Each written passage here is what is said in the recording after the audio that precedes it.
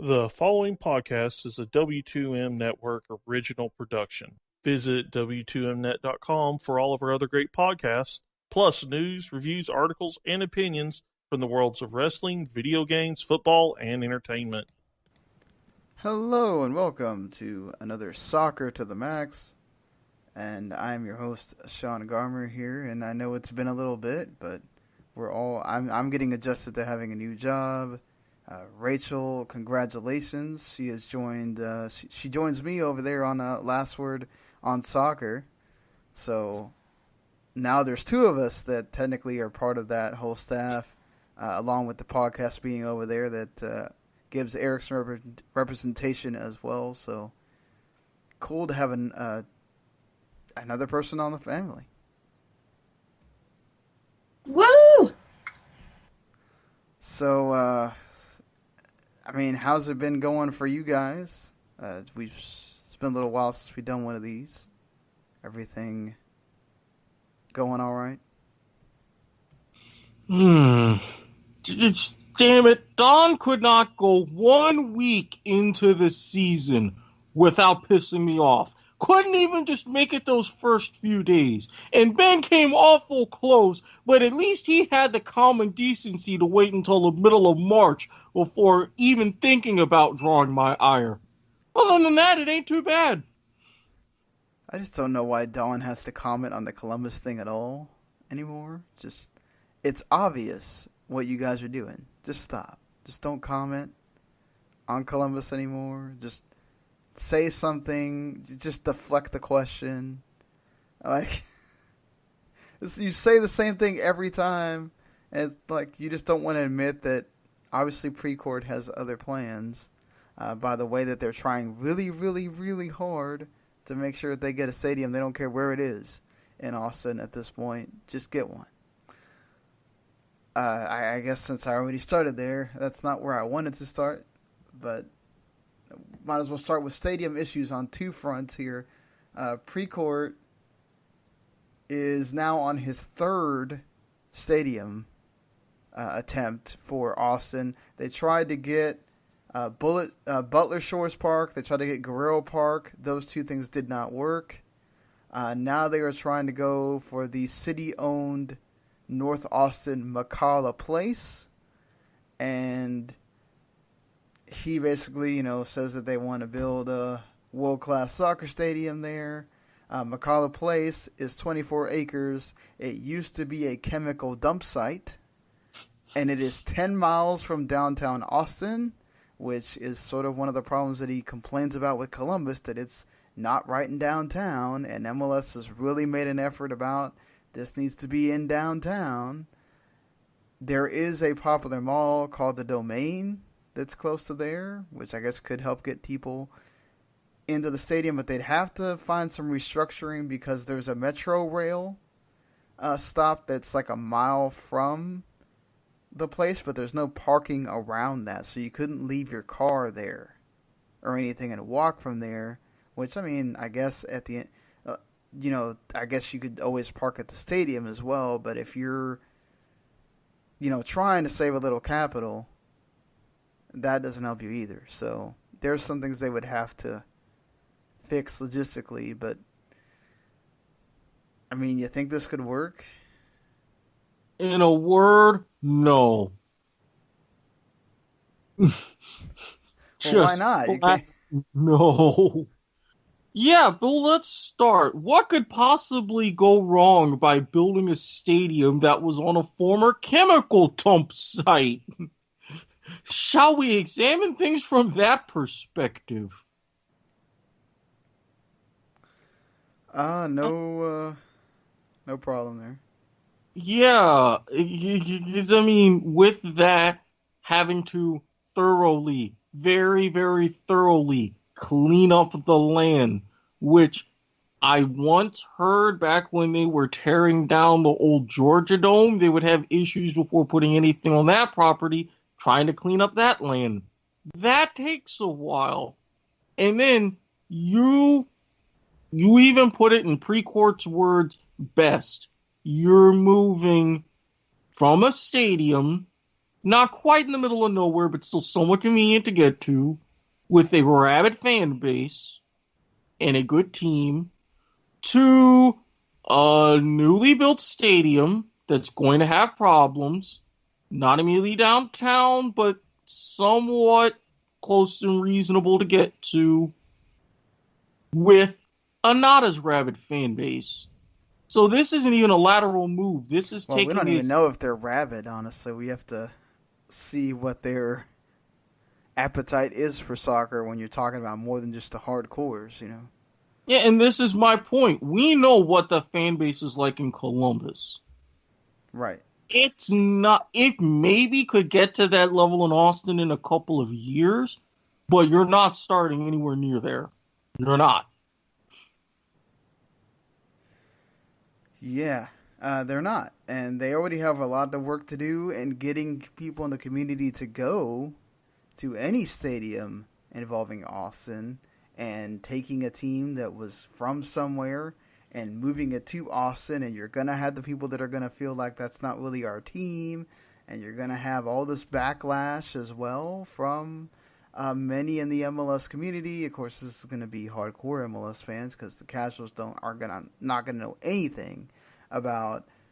Now that's the thing, right? Once they figure out where this team comes from, they might do some Googling and find out the treachery that Precourt did to get the team there. And maybe that leaves a sour taste in someone's mouth. But look, that's counting things before they even happen.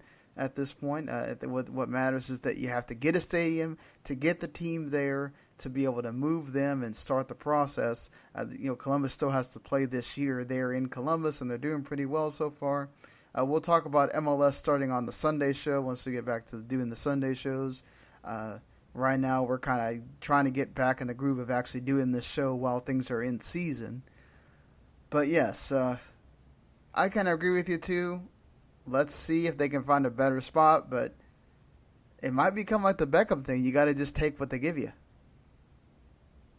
And even then, with a place like Miami, take what they can give you. You can find ways to make it work.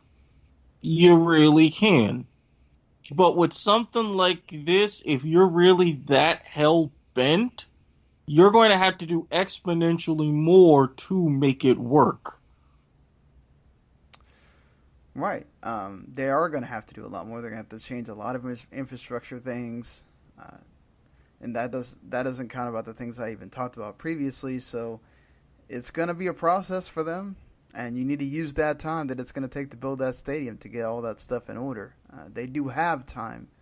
But again, you're probably going to have more players wanting to leave once the Austin thing actually happens. And you got to deal with that. How much your team's going to come in. Do they even get an expansion draft because they're just moving? Do they get anything that comes with that? Again, the whole fan backlash, everything. There's a lot they're going to have to deal with, and Precourt's going to have to assess and see if Austin continues being there, because that thing can fail very hard. Because it's not like Austin hasn't had other teams before, and there's not a lot of success there. So let's see what you can do, Precourt. You wanted to move them that bad. Now is your time to put up, or I'm sure the fan base and MLS fans and everybody else will shut you up on their own. Speaking of stadium deals, FC Cincinnati is still trying to figure out theirs, as they are still the leading candidate of the final 3 remaining expansions teams to be given the last expansion slot. And they're still rummaging around with this. Where are we going to have this stadium?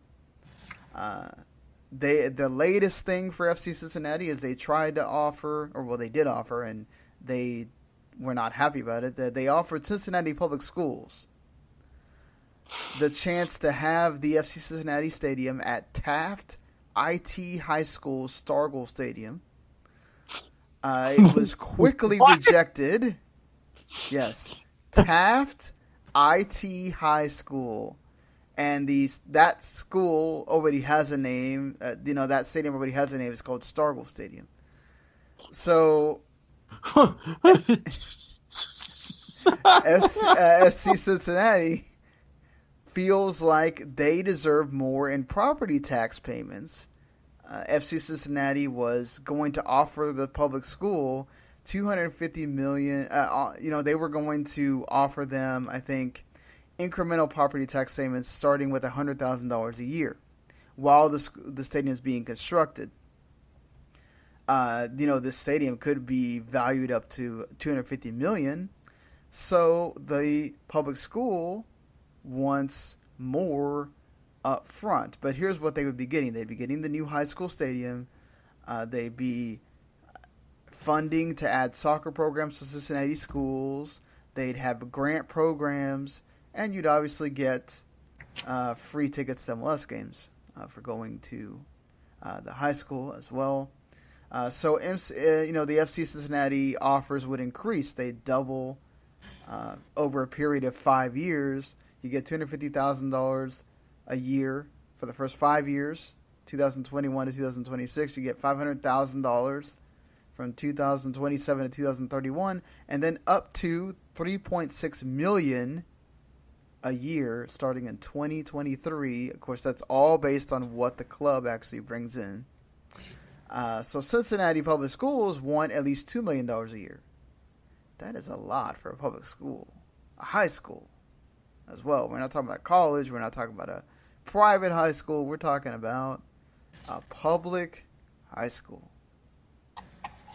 That seems a little bit off, right? Like a little bit off. A little bit. This is MLS, not Friday Night Lights. Yeah, this isn't in the Premier League coming into your town, or you don't even know who the hell's going to be playing for FC Cincinnati in 3 years. Yeah, oh God,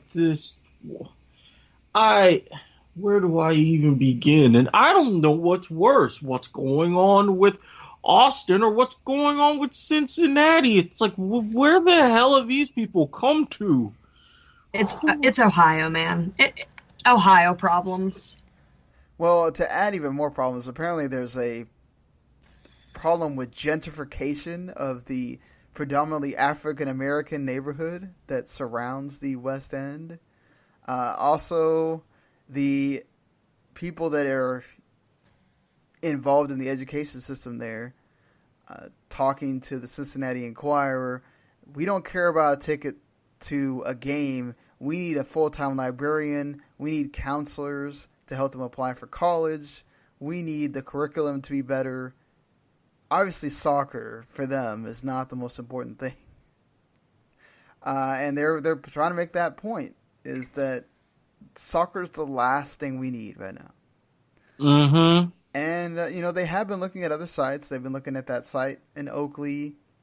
And they've also been looking at that site in Newport, Kentucky as well. That's been a thing of where fans really didn't want the Newport, Kentucky stadium. But when it came down to the whole, well, you may not get a team at all, people started being like, hey, Newport, Kentucky, that's not too bad. We'll go there. Right? We'll go there. Personally, I think Newport, Kentucky offers a very good marketing strategy if they played their cards right. Well, what is this strategy? Have you seen the KFC commercials about the Kentucky Buckets? The ones with Reba McEntire? No, before that, Rob Ripple. Okay, yeah. And think about it. If you're not going to be a real football team, couldn't an MLS franchise make a deal with KFC and call themselves the Kentucky Buckets? Have KFC as a shirt sponsor, get the jerseys looking like in the commercials? I mean, if you think about it. Wow. Kentucky Buckets. You're damn right. And I would wear a Kentucky Buckets shirt with pride. I could see KFC sponsoring the shirt. I don't know that I would want my team to be called the Kentucky Buckets. Sean, you don't know who you're talking to. I live in a town where our baseball team is the Jumbo Shrimp. Anything is fair game these days. Anything. That somehow does not amaze me. Jacksonville, what is wrong with you? It blamed the owner. He came in. He has a thing for funny names for teams. He saw our city's history and thought Jumbo Shrimp would be perfect. Okay. Yeah. Hey, that's a tie to you. We're the AA Marlins, so... Well, that's fine. Just that's got to be funny to write every time for the people that write about the Jumbo Shrimp. Google and look up the logo. It makes it better. Oh, boy. Yeah. So, I mean, honestly, considering that, people would embrace the Kentucky Buckets. Well, not too far from Kentucky, still in the South. USL keeps adding teams, as Rachel would say. Ugh. They add another team to the Division 3 as Greenville, South Carolina. It's going to be the third team in USL Division 3, which is starting in 2019. And if you're going to have a Division 3, you got to add teams, right? So Greenville is not playing in PDL. They're going to start from scratch. I don't always think of Greenville as a soccer town, but apparently it has a storied soccer history because of Clemson and Furman. So why not? I just want to say that former Pittsburgh Riverhound Willie Hunt now lives in Seattle, and Charleston, or wherever you just said. I'm watching the Seattle Sounders game. My head is everywhere. Greenville, oh my God, I was nowhere near it. And he flips houses down in Greenville. So, Willie, if you want to come back to soccer, your hometown's getting a team. Resurrect the name of the Groove. Not only would you connect to your soccer fans for its history, you could also get casual fans who remember the Greenville Groove basketball team of the National Basketball Development League. True. You could even add a Sounders touch because the Groove's colors were lime green. It's possible. I mean, adding another team with those... it's not like those colors are anything new. We've seen the lime green previously. Sounders are making it sexy since, they've entered MLS. But the even funnier thing, we were talking about team names. One of the people in the ownership group is the president and general manager of the Greenville Swamp Rabbits. Of the See what I mean? Team. You laughed at buckets. So, Yet hold there's on. a hockey team named not Swamp only rabbits, a swamp rabbit. So, has anybody seen a swamp rabbit? I mean, like, this is Jumbo Shrimp are still worse, but this is my point. Yet you laugh at the Kentucky Buckets. Damn it can work. I laugh the most just out of the sheer. Okay, we're just gonna name it after us. I mean, it's not like Red Bull did it, but Red Bull New York sounds okay. The Kentucky Buckets just sounds so country. Like, hey, y'all gonna go watch the Buckets today? Watch them Buckets score some goals. Hey, you want a bucket of chicken while you're out here watching too? You guys are having way too much fun with this. I'm telling you, it's writing itself. Is this because you guys are Southern and I'm not? Is there something I'm missing here? Yeah, I mean, I'm from Texas, so it's even worse. I was born in D.C., so I have no excuse.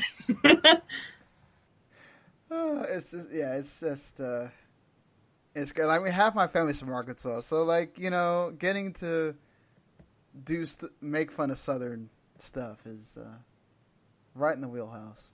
You just do it all the time from the South. It's just the thing you do. But moving on from buckets and jumbo shrimp and swamp rabbits, let's talk about this new initiative with the MLS and Liga MX here. The Campeones Cup, the Champions Cup. Seriously, can we not think of any kind of other names for cups other than Champions Cup? And especially since it's going to be right around right after the Campeón de Campeones from Liga MX. I mean, really? Sure, nobody's going to confuse those two. No, but at least you'll have Toronto playing whoever wins. It's either Tigres or whoever wins the Clausura at this point. Yep.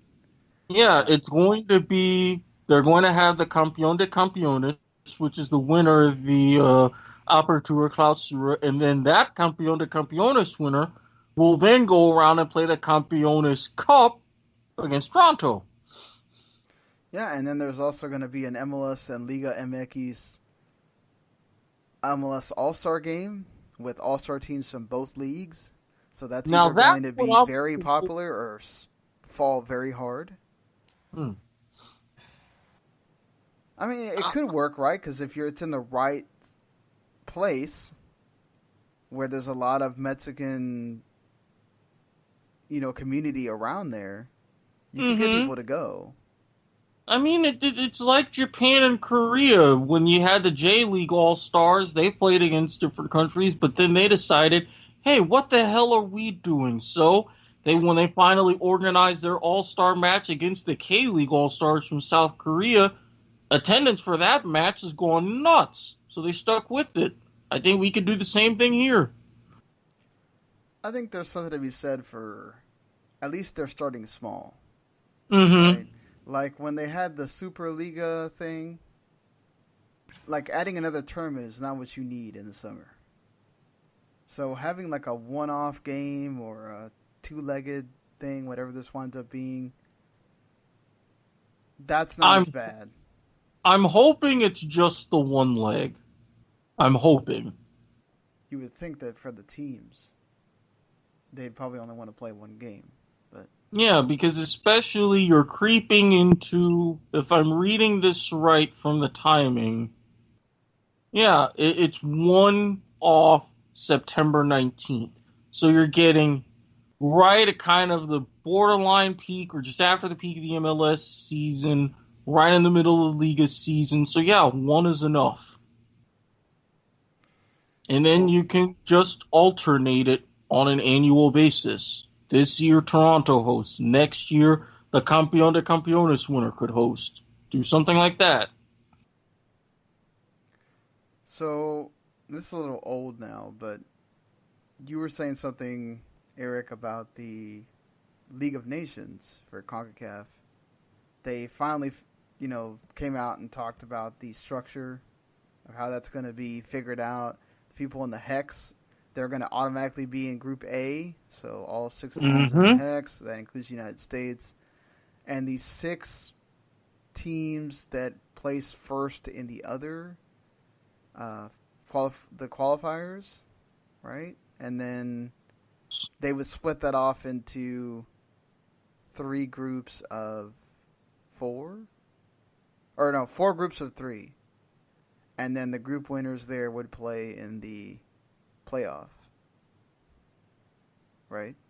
I'm looking it up. So, yes, you've got... God, this is even more confusing than League of Nations, or when UEFA did it. Okay, so yes, the top 6 teams, so you had the 6 teams, alright, the other 34 teams, they'll play 4 matches, 2 home and away, and based on their results, the teams will be divided into tiers for the group phase. So, they've got 4 pots, and, oh Christ, all of the different teams in the different pots are going to play each other. Right, which is why it extends into next year before the U.S. would even play in it, because they have to play all these preliminaries first. Yes, your first match day because they have the team split up into 4 pots of either 8 or 9. And they have it to where you play matches, but only against certain teams corresponding across pots. The first ones are going to be in around Labor Day, then mid-October, then right before Thanksgiving, and your last ones are going to be towards the end of next March. So they've got the schedules lined up for your respective match days, who was playing whom. And then based upon those, I don't know how they're going to try to sort this out with all the other tiebreakers, but yes, the top 6 teams are going to join the teams in the Hex for League A. Then your next 4 are going to go in League B, as well as your top 10 going to the Gold Cup. Then teams 11 through 22, they're going to be in B. And then the last 12 are going to fill out League C. Oh, this is unnecessarily complicated. Very unnecessary. My question was going to be, do you like the way they had this set up? But you went through the entire process. So. No! And all of this, okay. I get why UEFA did it the way that they did it. They used the UEFA coefficients based upon qualifying in previous tournaments. All well and good. You did well enough. You had the high qualifying coefficient. You got into your group.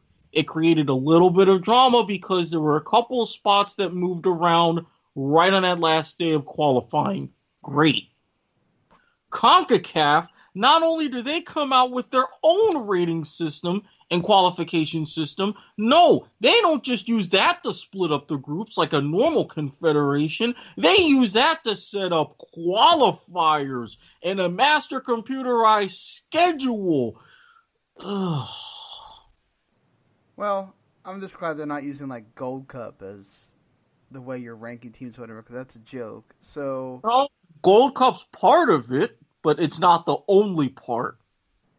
They go back a ways. And when I say they go back a ways, I mean, I think for the CONCACAF rating system, they go all the way back to 1990? Oof. Yeah. But they factor in this most recent World Cup cycle in matches there as having the most weight. That seems like a lot. I'm a math guy, and this was too much math. Either way, the U.S. is not playing until next year around this time because of that. Interesting that they have all these familiarities in there, but at least they figured it out now. So you'll get to watch some League of Nations games soon.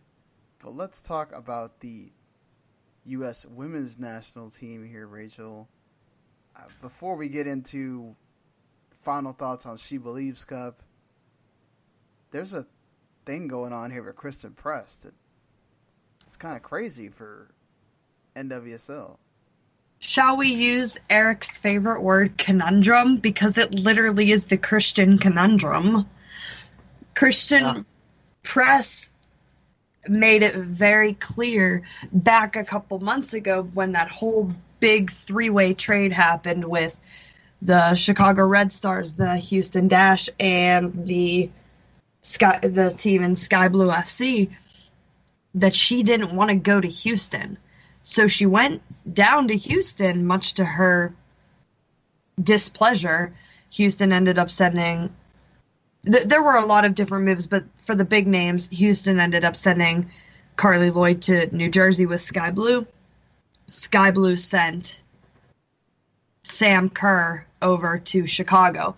Well, those two have already been dubbed their faces of their franchise, obviously. Carly Lloyd with Sky Blue, Sam Kerr being the incredible powerhouse that she is. By the way, got snubbed once again in a FIFA top 11 players thing. Had to throw that out there. She's named the face of Chicago's franchise. Well, Houston didn't do anything with Christen Press because she did not want to play there. She didn't go overseas, but she didn't want to play there. So what's happening now is Christen Press is evidently saying that she is not playing this season for the Houston Dash. And with Vera Pauw being the new head coach, she's kind of washing her hands of everything and just leaving this to the general managers to figure out what in the world is happening. Because now if you think about it, Houston really doesn't have any named players. They don't have, I mean, their big name Carly Lloyd's gone. Aside from Kealia Ohai and Rachel Dolly, who I think still plays down there. Jane Campbell's kind of up and coming, but still, they needed Christen Press. Yeah, they do. And this is kind of why they had U.S. internationals actually make a list of whether they wanted to be traded within NWSL or get traded out of NWSL, and that's why you saw some of these trades happen. You got players going where they wanted, right? Carly Lloyd got to go where she wanted to go. Crystal Dunn wanted to go to the Washington Spirit, and she got sent there. And Cindy LaRue got to join her husband in Orlando. Kelly O'Hara wanted to go to Utah, but Christen Press didn't get to go where she wanted to go, and so you can kind of see why she's upset, because she's kind of one of the few players that, well, you're giving me where I want to go, and I didn't want to go here, but you're making me go here either. And then you have the old, well, you got traded here, you have a contract, you should play there, right? Yeah, and the thing is, too, Caitlin Murray, who I've been reading all of her stories this week about this, she even said that Christen Press's preferred destination is in Portland. But Portland has so much depth that it's hard to say this because of how talented Christen Press is as a player. But Portland doesn't really need her. And honestly, I can't see Mark Parsons looking at his roster and wanting to give up anybody on his roster, like maybe Tobin Heath or who else plays for them? Angela Salem now. I don't think he can look at his roster, see all of the players he has, Megan Klingenberg, Emily Sonnet, Lindsay Horan, and want to give any of them up for Christen Press, because he has strikers. He does. I can't see Press going to Portland. I can't. Yeah, and he would have to give up somebody that he needs in return. And that's the thing. Like, he probably feels like, okay, well, I've got the team I want. Why do I want to add somebody just because she wants to go there? I don't. Like you said, it's not a need. So it's like with Mallory Pugh when she went to Washington. She had said so badly that she wanted to go to Portland, but there was really no need for her at Portland, and Washington had her rights. So Washington wasn't just going to give up the rights of Mallory Pugh, especially with the season they had last year.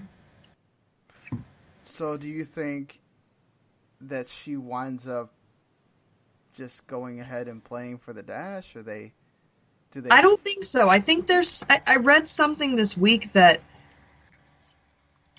during the summer, something with her rights happens and she can get picked up by another team or whatever. I don't see her going back overseas because she played overseas for a long time and then she came back to the NWSL for a reason. I can't see her going back to Chicago. Maybe Sky Blue's an option. Maybe Utah. Yeah, Utah would be the one that I was thinking of the most. Yeah, but maybe even Seattle. I don't know. Seattle seems a little far-fetched to me because they have, Beverly Yanes. They have Megan Rapinoe, Naomi Kawasumi. I think they're pretty set. But Utah and Sky Blue wouldn't be terrible options. No, I think that would really put Utah in motion to be in the running for one of the top teams in their first year. So I would say Washington, but they have all the youngsters now with Rose Lavelle, Andy Sullivan, Mallory Pugh, and even Ashley Hatch now. I mean, it doesn't hurt to have a veteran presence get put there. So if that's where she wanted to go, that's the thing though, right? Is like, unless you just all of a sudden find a European team that really wants you and they're willing to pay Houston the money that they think is fair, or whatever the USSF thinks is fair. I don't know how that works. I know USSF is really, propping up the league because they want that to succeed and everything else, and they have the U.S. Women's National Team. Their contracts are being paid by them and everything else. So it's like, again, I could totally understand why Christen Press is mad. She's one of the few that you go out there and you bring out your options of where you want to go. You don't get to go where you wanted to. You feel like you shouldn't have to play for a team you didn't want to have to play for. But that's the way the cookie crumbles in sports. Not everybody gets to go where they want. And, going in and just playing the year, of course, there's always a risk for injury. That's a realistic thing you have to think about. But just go in and play the year, see where it leads you, and then next year you can say, hey, I fulfill my duty, please send me somewhere. I don't know, I just can't see her holding out the entire season. I can't either, especially if it's not like Abby Wambach, where before the World Cup happened in 2015, Abby Wambach didn't play for a selected team in the league. I don't think Christen Press is kind of at that level. I think if she doesn't play, she doesn't get called into national team camp. Although you never know with Jill Ellis. She just picks the same old people. That's very true. One of the problems we've had with her, I will say, she made some nice changes in the SheBelieves Cup, though. And maybe not enough new people, but she did make some changes that maybe helped or didn't help. Who knows?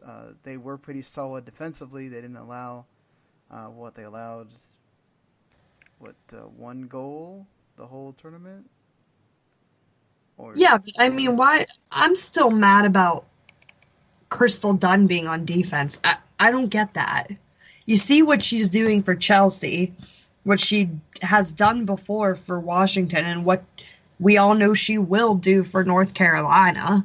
I don't get it.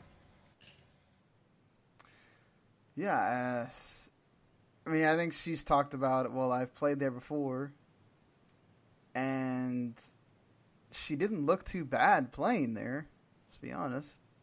But she'd rather be a forward. I think she had her spots taken at forward, and she knew that if she wanted to get on the pitch, right, that her best spot would be in that role, at defense. So I guess maybe that was the thing she was given. Like, Jill always goes, look, you know who the forwards are at this point.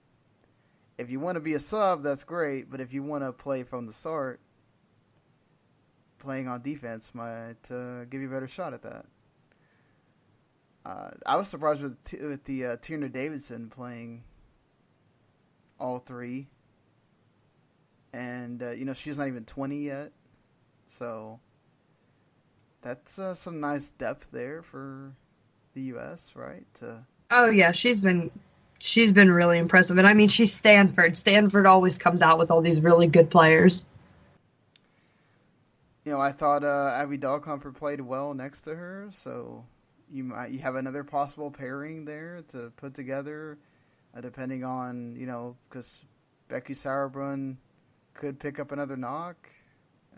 And yeah, I was just about to say, that's a back line without Becky Sauerbrunn, so just imagine when you get her back.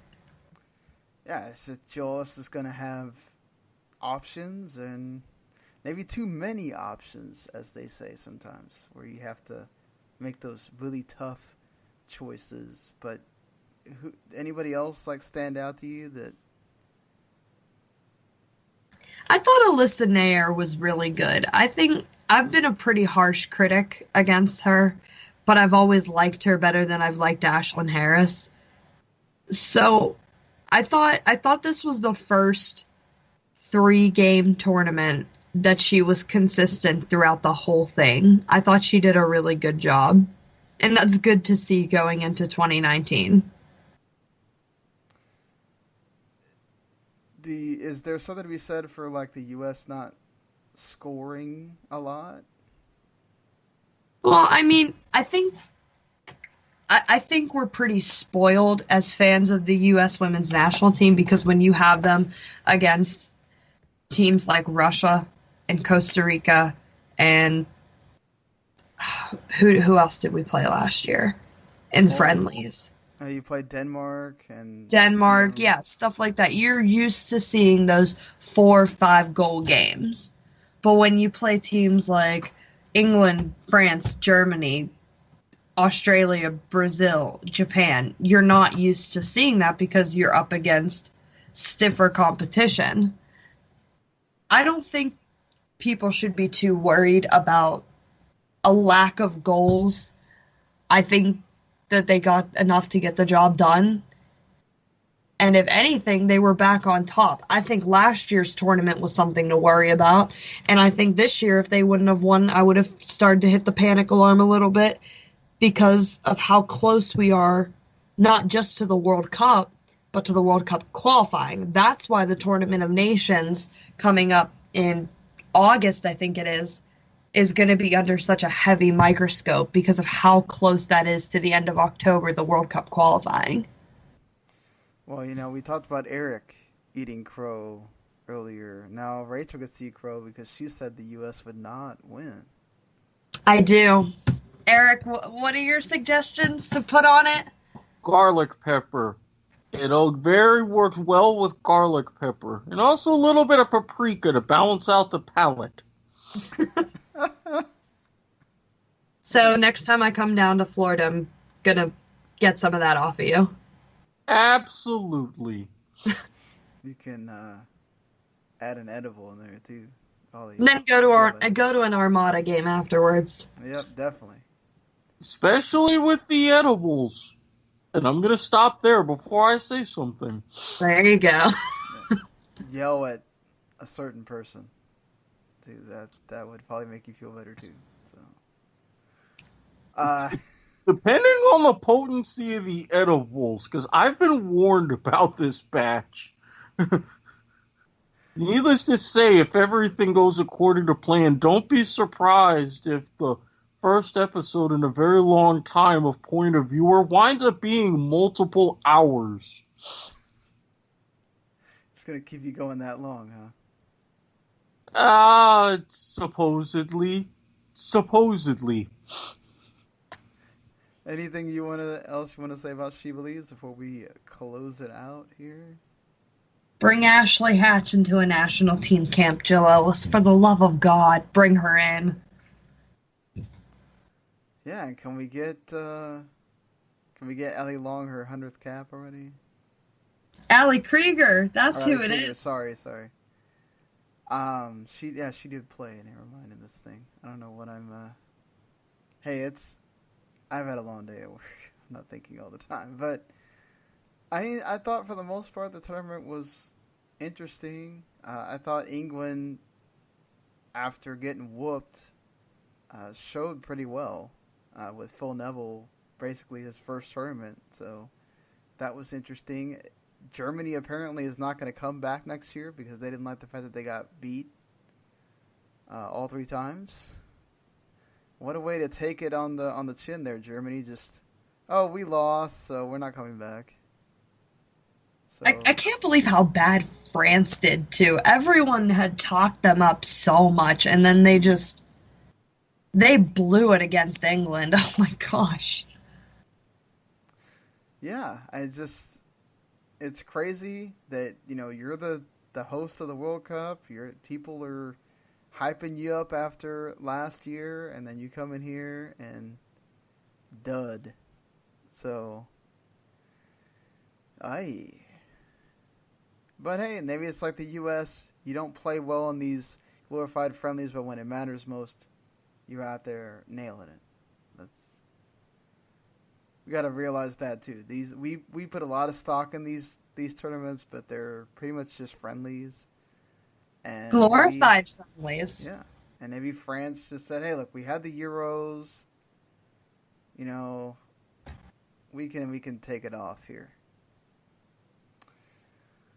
So I would say, just to talk about how we're going to do this show going forward, this season we're probably going to focus a bit more on NWSL than we will MLS, just because with everybody's schedules the way they are, and also because we want to bring a bigger focus on the women's game. There's so many people bringing... Look, MLS used to be in this place where it was this, like, thing where everybody in American soccer needed to cover MLS for the grace of the league and to help it improve, and there's still some of that goes around, and of course MLS still is not where I think you would want it to be as far as the shining beacon of U.S. soccer, but it's made a lot of strides. It's, on its 23rd team, going to add even more teams in the coming years. Atlanta keeps breaking records at Mercedes-Benz. It's about to enter that ESPN Plus deal, which the Chicago Fire became the first team that signed their local games with ESPN Plus as well. So we'll see how that works out. Things are going well, but it's NWSL still doesn't get enough. I mean, they got the great deal with A&E and Lifetime, right? They got the Go 90 has improved, and they got the deal with Go 90 as well for the other games. But being able to focus a lot more on the women's game and focus on NWSL and be able to give that a bigger light is something we want to do this year. So if we don't talk about a lot of the games that happen in MLS on a weekly basis, that's why, because we're shifting that focus a little bit. U.S. men's national team, U.S. women's national team is the same. We're keeping that the same.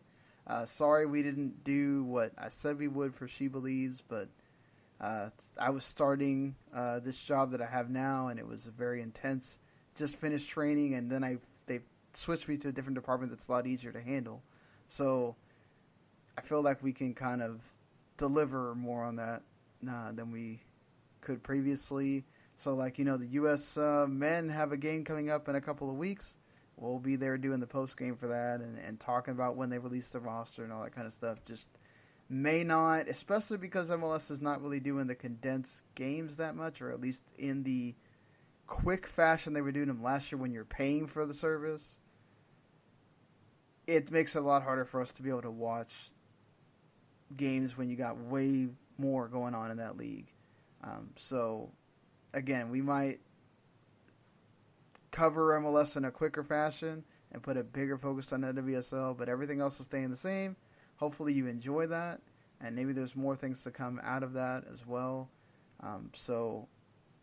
If whether you like the idea or whether you don't, you can hit us all up on our different Twitters, at Squid Sportshead, at Rachael McKriger, at WTimSean. Let us know what you'd like to see us cover, anything in particular. And, we'll be back on Sunday night for the next installment of the show. If you enjoyed it, hit that subscribe button. Anytime we come out with a show, you'll get it immediately in your queue there, and you can listen to it when you like. We're also on YouTube, WTIM Network there. You can go on YouTube and find us and listen on YouTube if you like. Just wherever there are podcasts, we're there. Last Word on Soccer as well. Go check them out. Go read Rachel's articles there. Of course, WTIMnet.com as well. And until Sunday, we'll see you later, everybody. Especially tweet me if you want us to cover any indoor soccer action as well. Aside from that, peace. The following podcast is a W2M Network original production. Visit W2Mnet.com for all of our other great podcasts, plus news, reviews, articles, and opinions from the worlds of wrestling, video games, football, and entertainment.